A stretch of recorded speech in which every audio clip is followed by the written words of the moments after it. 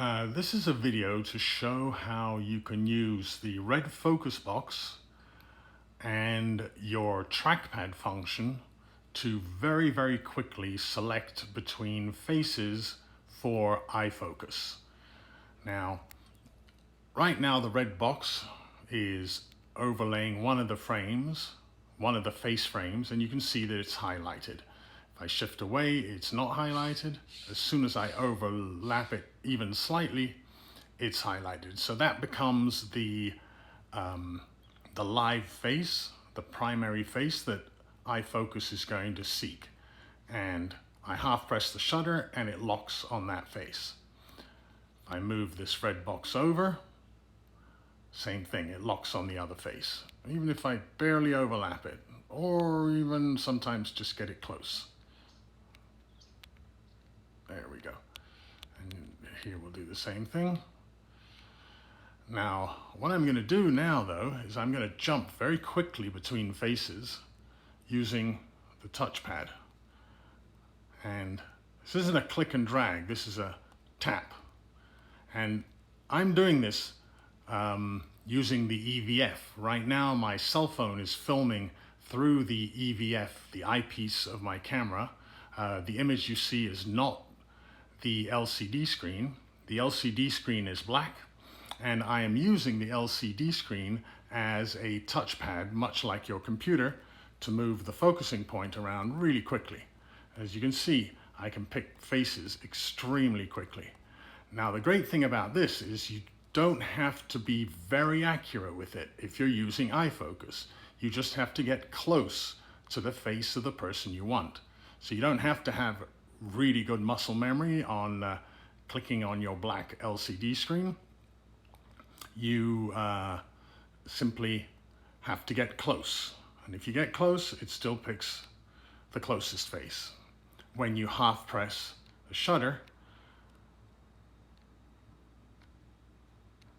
the iFocus locks on one of the eyes. So this makes it really fast to take photographs of three people in three different positions on three different planes, and you are shooting wide open and you want to get their focus very accurate. This is great when shooting stills for motion picture, where you have multiple actors on screen. And if you're shooting with a really shallow depth of field lens, you're going to have one actor in focus at a time, and you want to chase the conversation and photograph in focus the actor that is speaking or has the best expression at that moment or whatever. So I'm just going to rifle through, and I'm actually going to shoot just to show you how fast this can be done.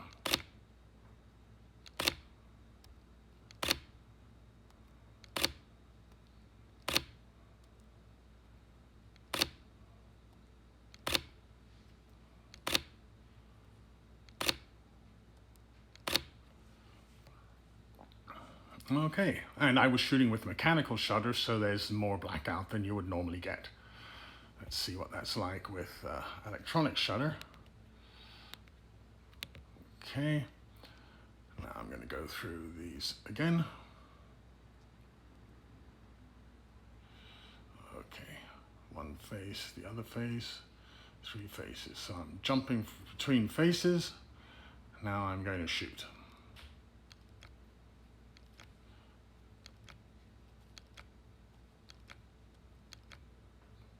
And each time the iFocus locks on exactly the face I want.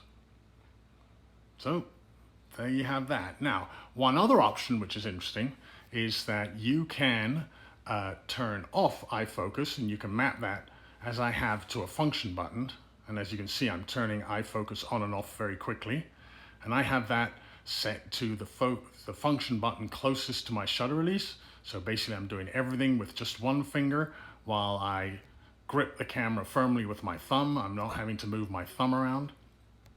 And this allows me to do something quite interesting. Let's say this actor was wearing a watch, and I want to really focus well on this watch. So I've turned off iFocus, and I'm focusing on the watch. But I want to very suddenly and quickly focus on his eye. And I can do that without turning any switches on and off. I simply map another function button, and in this case, it's my rear focus button.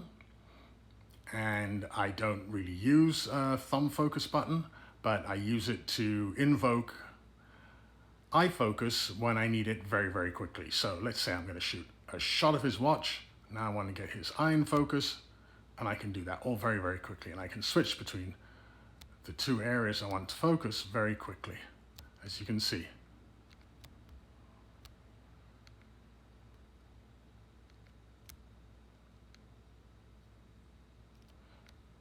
Even if I have the shutter half pressed, I can switch with the, right now I'm holding the shutter half pressed, and I'm basically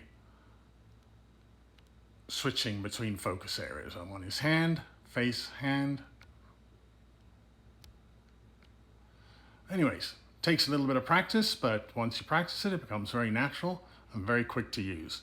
But I really like this function where I can use a focus area to focus on a face that might not be able to work with eye focus because of, you know, very, very unusual lighting, or the actor has a whole bunch of hair in front of their eyes, or has a palm up to his face and is covering half of his face, but I still need to get a shot of that.